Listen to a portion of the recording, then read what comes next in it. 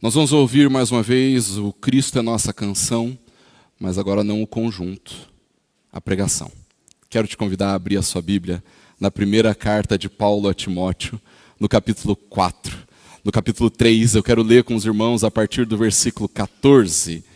Eu quero ler até o versículo de número 16, primeira carta de Paulo a Timóteo, capítulo 3. Nós vamos ler, queridos, do versículo 14 ao versículo de número 16.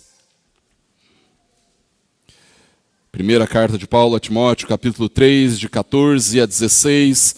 A palavra do Senhor nos diz assim: escrevo estas coisas a você, esperando ir vê-lo em breve. Mas se eu demorar, você saberá como se deve proceder na casa de Deus, que é a igreja do Deus vivo, coluna e fundamento da verdade. Sem dúvida, grande é o mistério da piedade. Aquele que foi manifestado na carne, foi justificado em espírito, visto pelos anjos, pregado entre os gentios, crido no mundo, recebido na glória. Deus, em nome de Jesus, nós clamamos, Pai, para que o Senhor fale conosco através da sua palavra e que neste momento, Deus, nós sejamos verdadeiramente edificados, transformados e impactados pela mensagem da palavra do Senhor. Opera, Deus, com graça nas nossas vidas, é o que nós te pedimos, em nome e para a glória do Senhor Jesus. Amém. Hoje, queridos, nós estamos comemorando os 51 anos de existência do conjunto Cristo é Nossa Canção.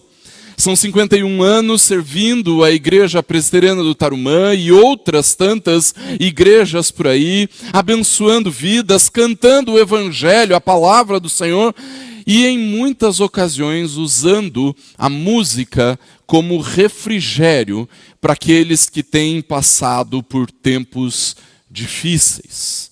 Todos nós, queridos, que ouvimos o conjunto, certamente nós nos lembraremos de algumas músicas que marcaram a nossa vida e de como nós pudemos provar de consolo, de encorajamento, quando o Senhor ministrou o nosso coração através da letra e da melodia cantada pelo Cristo.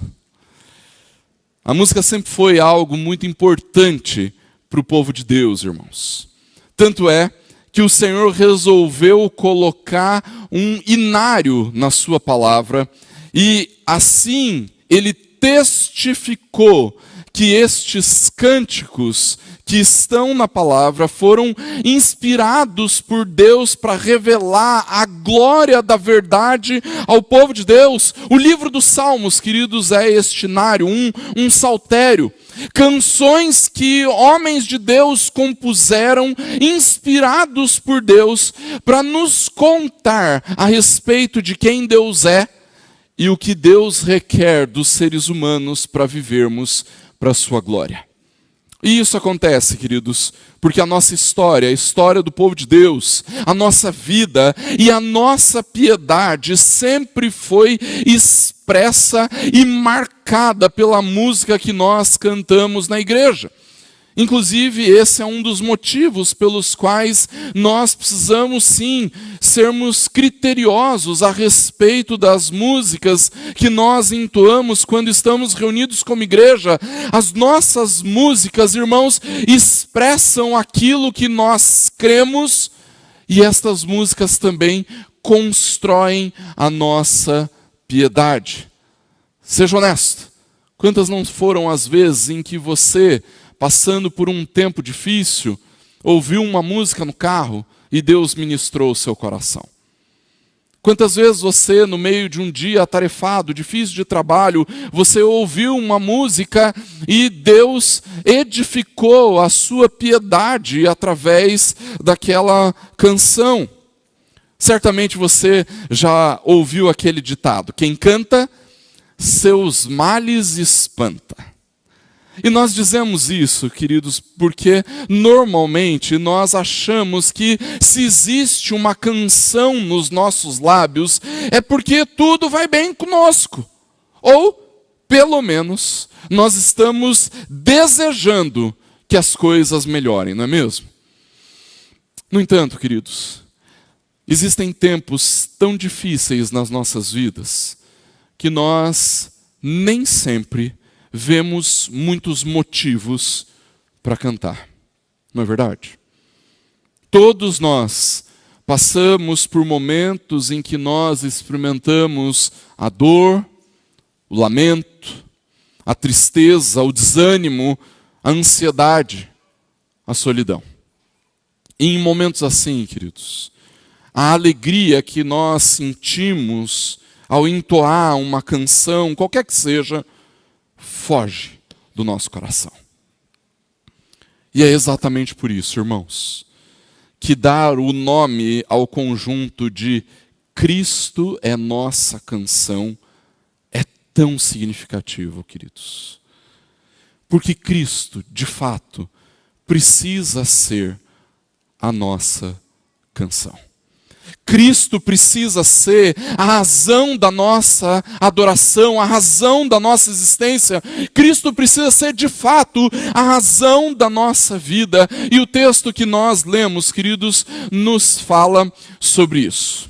Quando o apóstolo Paulo escreve ao jovem pastor Timóteo, irmãos, ele tinha uma intenção bem clara. Ele expressa isso nos versículos 14 e 15, quando ele fala: olha, eu quero que você aprenda e ensine os crentes como eles devem proceder na vida como igreja.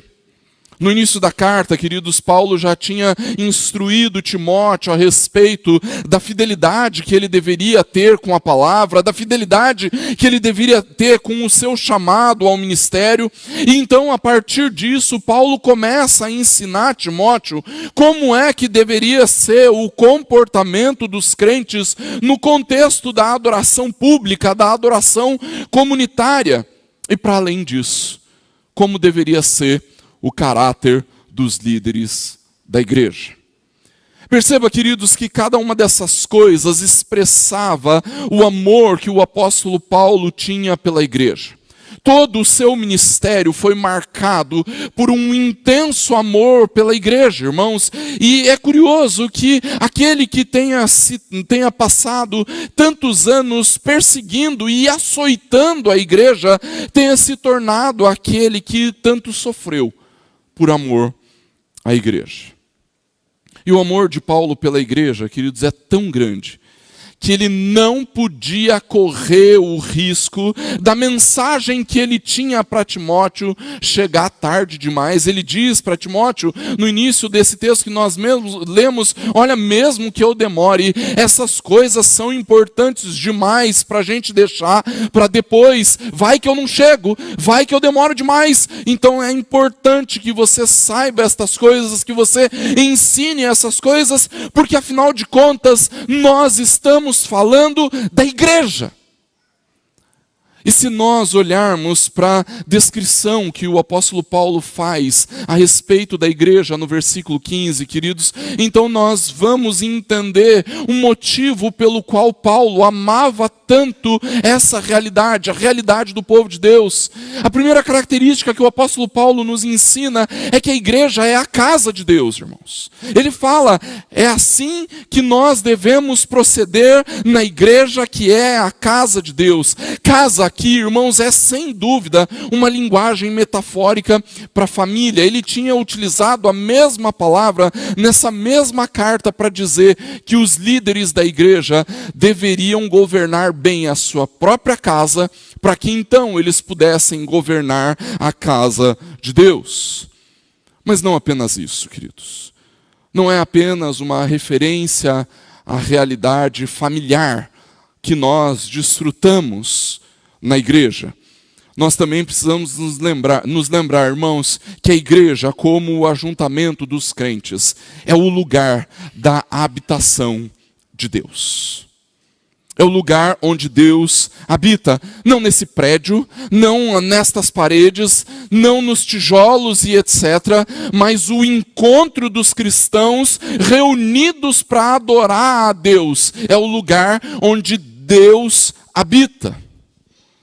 E a prova disso, queridos, é que a segunda característica que Paulo nos dá a respeito dessa comunidade é que nós somos a igreja do Deus vivo. No Antigo Testamento, o Senhor é chamado de Deus vivo, justamente para estabelecer um contraste com os ídolos mortos e inativos. No entanto, queridos, nós também vamos encontrar essa forma de se referir ao Senhor, o Deus vivo, no Novo Testamento, para dizer que o nosso Deus é eterno e imortal.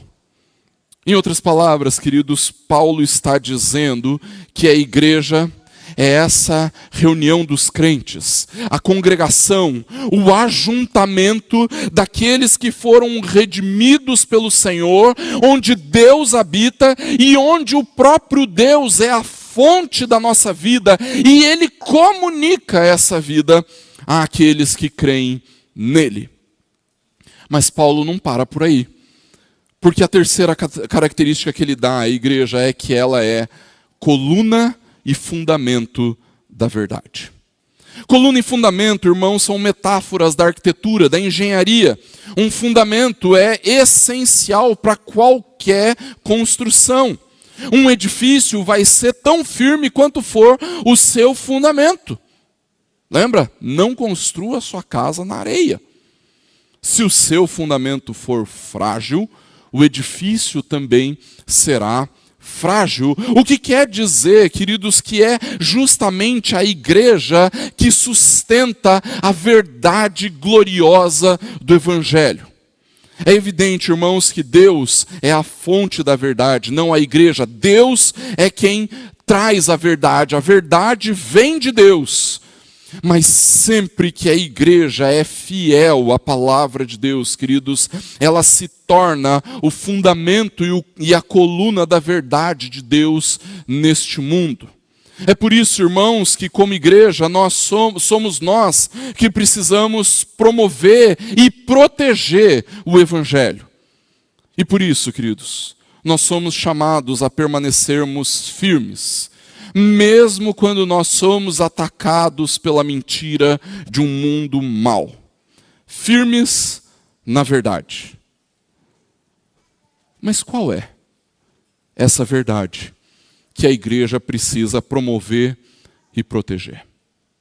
Qual é a verdade da qual a igreja é coluna e fundamento? O apóstolo Paulo chama essa verdade, queridos, de o grande mistério da piedade. O grande mistério da piedade. É importante que você saiba que a palavra mistério no Novo Testamento não diz respeito a alguma coisa que é incompreensível. A palavra mistério no Novo Testamento não diz respeito a algo que nós precisamos ficar investigando até que a gente descubra uma solução.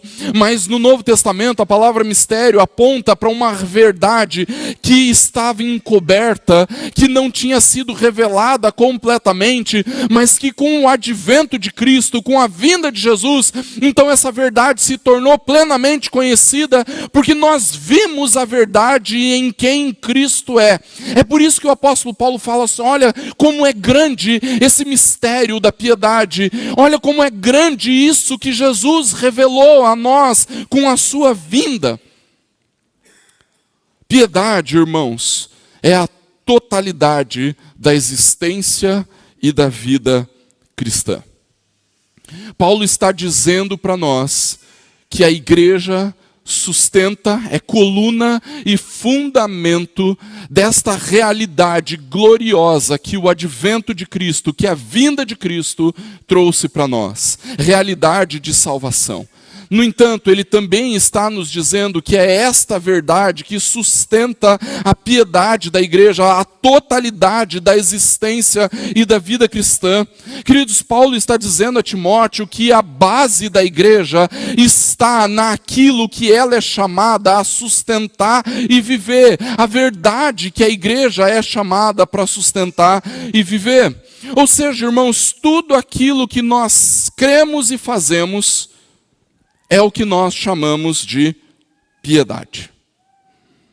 A fé e a prática da igreja são moldadas pela nossa piedade. E a piedade expressa a nossa fé e a prática da igreja.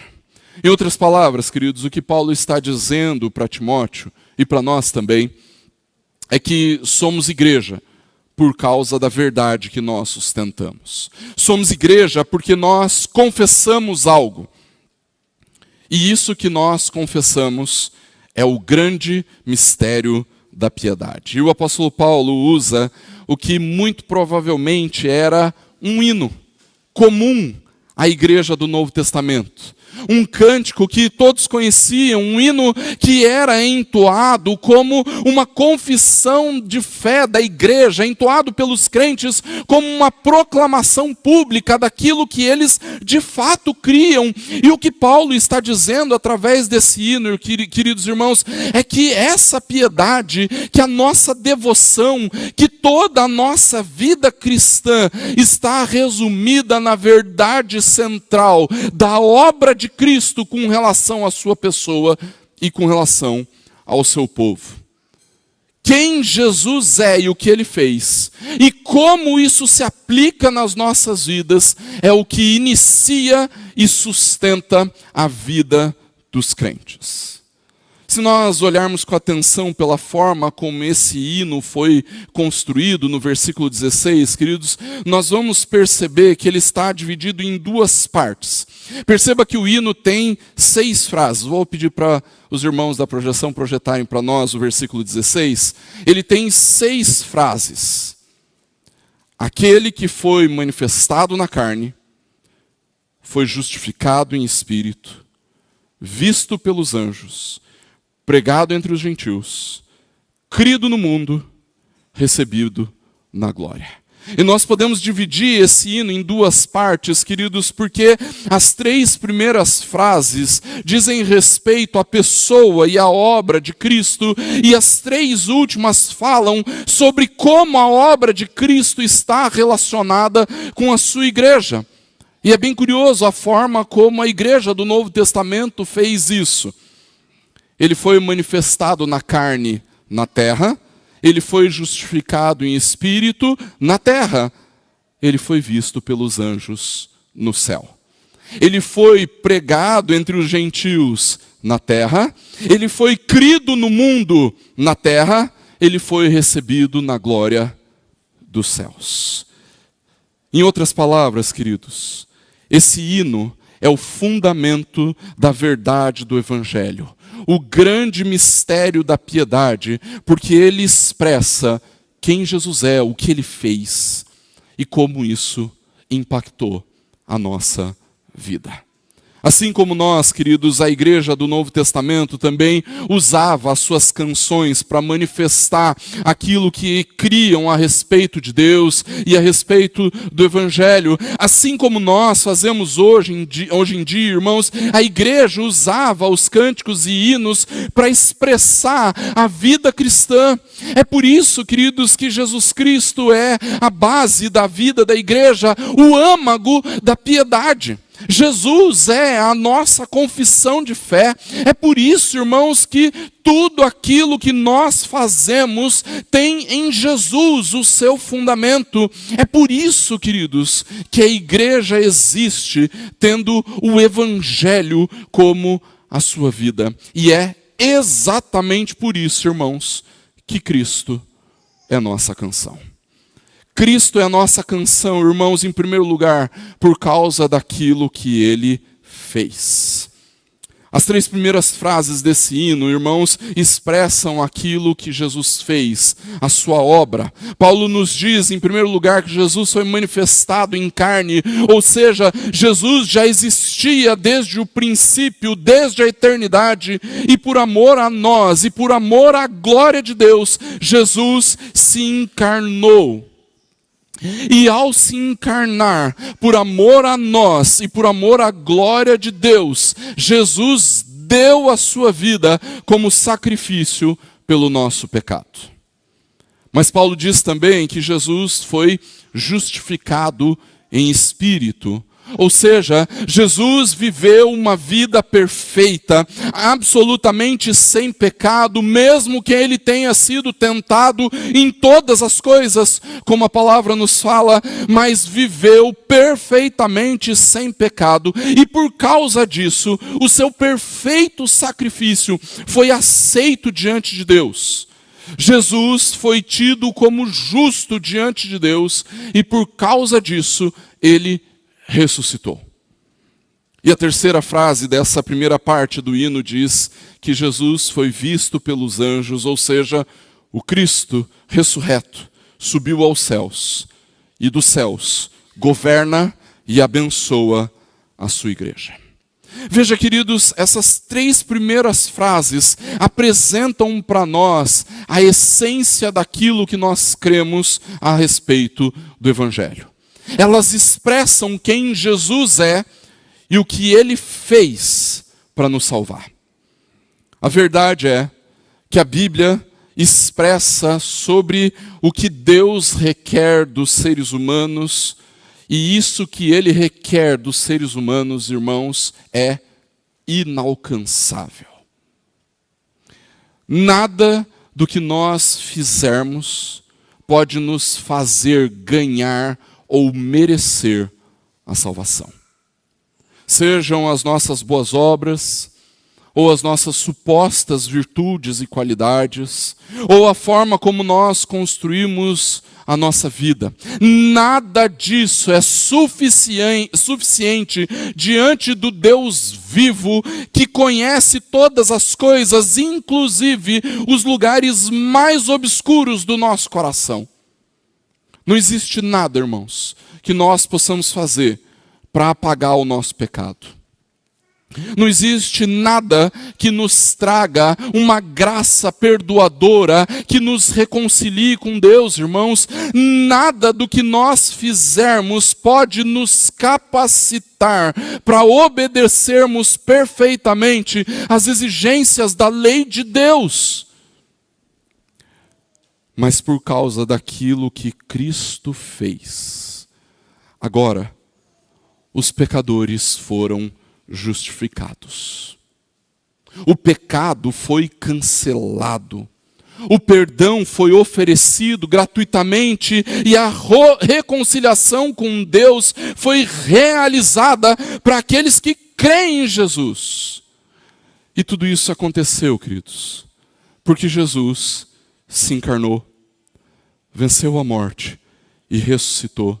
Ele subiu aos céus, de onde governa e edifica a vida dos crentes. Perceba, queridos, se não fosse por aquilo que Jesus fez, nós estaríamos perdidos. Não haveria solução para o nosso pecado. Nós permaneceríamos mortos espiritualmente.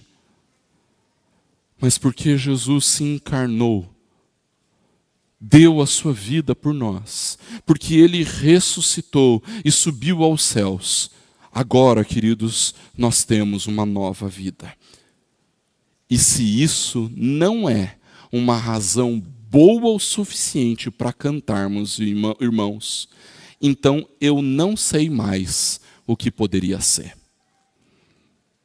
Cristo é nossa canção, queridos, porque tudo o que ele fez proveu libertação, bem-aventurança, alegria, redenção para nós, irmãos. Cristo é nossa canção porque ele nos salvou do pecado e da morte. E por mais que as lutas venham, por mais que a dor e o desânimo tomem conta do coração, por mais que a aflição e a ansiedade apareçam, por mais que a tristeza e a solidão nos alcancem, ainda assim nós não perdemos o motivo para cantarmos: Jesus nos salvou.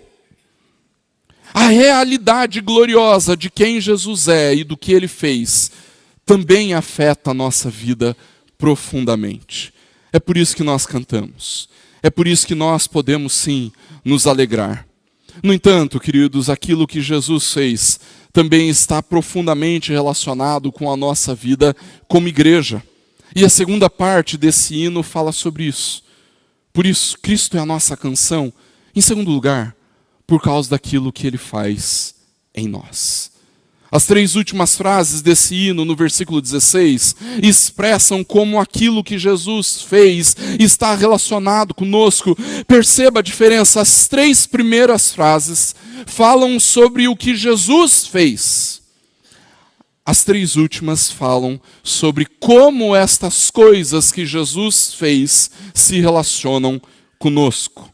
Paulo diz que Jesus foi pregado entre os gentios, ou seja, a realidade gloriosa daquilo que Jesus fez na sua encarnação, vida, morte, ressurreição e ascensão, chegou até nós como uma demonstração da graça de Deus em expandir o seu povo. Nós que não éramos povo de Deus, fomos incluídos na comunidade da aliança. Paulo também diz, queridos, que Jesus foi crido no mundo, ou seja, que aquilo que Jesus fez é recebido por nós através da fé. E não através de um conhecimento especial que alguém possa ter, ou então por causa das nossas capacidades, ao contrário. Nem a fé seria algo alcançável por nós. Mas que por causa da graça de Deus, nós cremos naquilo que Jesus fez. E por isso, a sua justiça foi aplicada em nós. E por último, Paulo nos diz que Jesus foi recebido na glória, ou seja, a sua ascensão é uma demonstração da vitória eterna e gloriosa que Jesus conquistou e que por causa da sua graça, nós também desfrutaremos dessa vitória gloriosa na eternidade. Em outras palavras, queridos, estas 3 últimas frases deste hino expressam como a encarnação, a ressurreição e a ascensão estão relacionadas com a igreja. Jesus foi pregado, nós o recebemos pela fé e por fim um dia desfrutaremos da realidade da sua glória eterna. A verdade que a igreja sustenta, irmãos, a verdade da qual nós somos coluna e fundamento, também diz respeito sobre como a obra de Cristo chegou até nós e como ela afeta a nossa vida, irmãos. Quando nós pregamos o Evangelho, queridos, nós estamos dizendo aquilo que Jesus fez. No entanto, nós também somos chamados a mostrar como o Evangelho tem impactado a nossa vida. A nossa piedade. Aquilo que Jesus fez não molda apenas a nossa fé, mas molda tudo o que nós fazemos. Toda a vida cristã é moldada por quem Jesus é e pelo que Ele fez. E quando isso acontece, queridos, o âmago da verdade do Evangelho se torna a grande força motriz da igreja. Quando nós nos lembramos daquilo que Jesus fez, então, irmãos, nós somos impulsionados para viver a verdade do Evangelho. É por isso que mesmo quando a dor nos abate e o luto nos atinge, nós temos razão para cantar, irmãos. Jesus não nos deixou de fora daquilo que Ele realizou. O Evangelho chegou até nós. O Senhor, pela sua graça, nos incluiu no povo da aliança e um dia, por fim, nós mesmos desfrutaremos da glória que Ele tem. Cristo é a nossa canção, porque aquilo que Ele fez é aplicado em nós.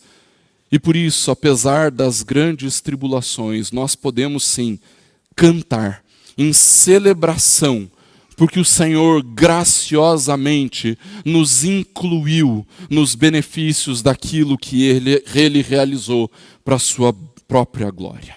Concluindo, irmãos, talvez você mesmo venha vivendo tempos bastante delicados e que talvez você não encontre muitos motivos para cantar.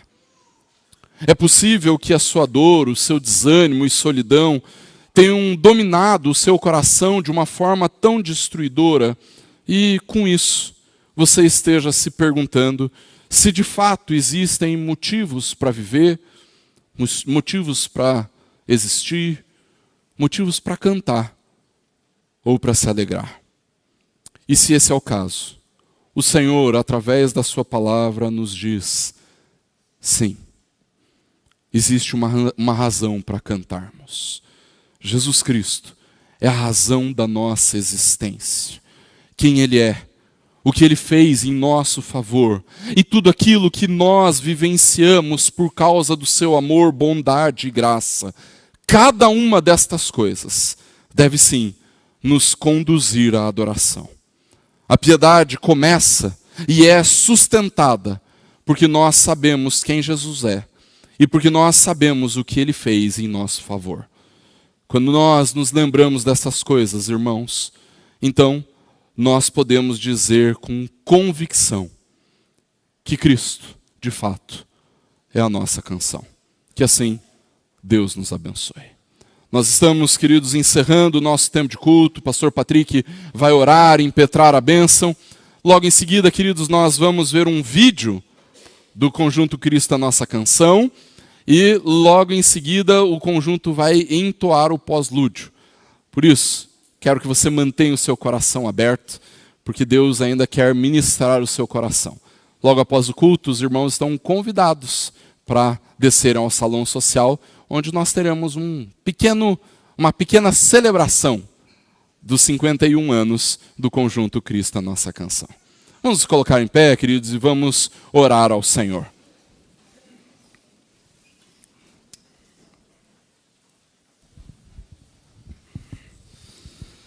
Ó Deus maravilhoso e bondoso, nós louvamos e exaltamos o nome do Senhor, porque sabemos o quão bondoso, gracioso o Senhor é. Nós sabemos, ó Deus, que o Senhor de fato faz parte das nossas vidas e nós não seríamos nada e nem mesmo existiríamos se não fosse o Senhor. E é justamente por isso, Deus, que nós derramamos o nosso coração na Tua presença, certos, Deus, de que o Senhor está ouvindo as nossas orações. O Senhor está preparando-nos lugar para onde iremos com o Senhor. E ainda que essa vida nos tire todos os motivos para cantar, para louvar e exaltar o Senhor, ainda assim nós temos motivo, porque nós temos esperança de que o lugar da nossa habitação, da nossa verdadeira adoração, ainda está por vir. Nós ainda seremos levados para lá pelo véu desta vida, guiados pela boa mão do Senhor Jesus, e assim que nós nos encontrarmos com o Senhor, dos nossos olhos serão enxutas todas as lágrimas. E é por isso que nós te adoramos, é por isso que nós confiamos no Senhor, é por isso que nós te amamos, e é por isso que nós nos entregamos ao Senhor. E nós clamamos para que o Senhor derrame de graça sobre as nossas vidas continuamente. O Senhor continue sendo misericordioso conosco, nos dando as ferramentas para lutarmos contra o nosso pecado. Que o Senhor continue fazendo parte das nossas vidas, falando conosco, consolando e confortando o nosso coração, mas também nos alegrando, nos animando, nos despertando a vitória que compartilhamos junto com o Senhor. Fala conosco, Deus, ainda, continua ministrando aos nossos corações, continua nos abençoando, continua sendo conosco, continua derramando sobre nós a sua graça e o seu amor. E agora que nos despedimos, ó Deus, nós clamamos ao Senhor que tenha misericórdia de nós, que nos leve em segurança para as nossas casas, que nos dê um tempo precioso ainda de comunhão com os irmãos aqui, que o Senhor nos leve, ó Deus, para uma semana de vitória contra o pecado, de uma semana de vitória contra o maligno, e assim, juntos, com o culto que aqui encerra, mas o culto particular que cada um de nós presta ao Senhor, possamos louvá-lo, adorá-lo, e que isso possa acontecer não hoje, não amanhã, mas para todo sempre. É o que nós te pedimos em nome de Jesus. E que a maravilhosa graça do nosso Senhor e Salvador Jesus Cristo, o amor imenso de Deus, o nosso Pai, a comunhão, o conforto e o fruto do Santo Espírito do Senhor seja conosco, hoje e para sempre. Amém.